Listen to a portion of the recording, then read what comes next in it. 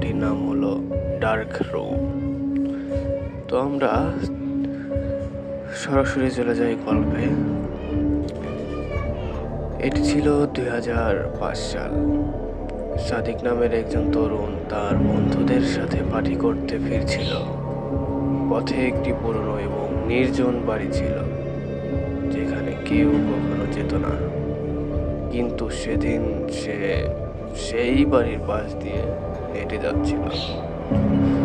দেখে মনে হচ্ছিল পুরনো বাড়ি ভীষণ শীতল। তো কোনোদিনও কল্পনা করিনি যে এখানকার ইতিহাস এত ভীতকর হতে পারে। সে বাড়ির ইতিহাস ছিল খুবই ভয়ঙ্কর। অনেকেই বলছিল সেখানে একটি পরিবার সবাই মারা গিয়েছিল। কেউ বলছিল তারা আত্মহত্যা করেছে, আবার কেউ বলছিল তাদের উপর কোনো ভৌতিক শক্তির প্রভাব ছিল। তো সেই বাড়ির মধ্যে ঘটে যাওয়া একটি ভয়াবহ ঘটনা আজও সবাই মনে রেখেছে। এক রাতে পরিবারের সকল সদস্যরা অস্বাভাবিকভাবে মারা যায়। স্থানীয়দের মধ্যে বাড়ির ভেতরে কোনো অভিশপ্ত শক্তি ছিল। তবে সেদিন সাদিকের ভাগ্য ছিল খারাপ। হঠাৎ করে সে বাড়ির ভেতর থেকে একটি অদ্ভুত শব্দ শুনতে পায়। প্রথমে ভাবতে থাকে হয়তো তার মনের ভুল, কিন্তু শব্দটি ক্রমেই কাছে চলে আসে। তখন সাদিক ভয়ে বলে ওঠে, এটা কি? কেউ কি ঘর ছেড়ে বেরোচ্ছে? এখানে তো কেউ ছিল না।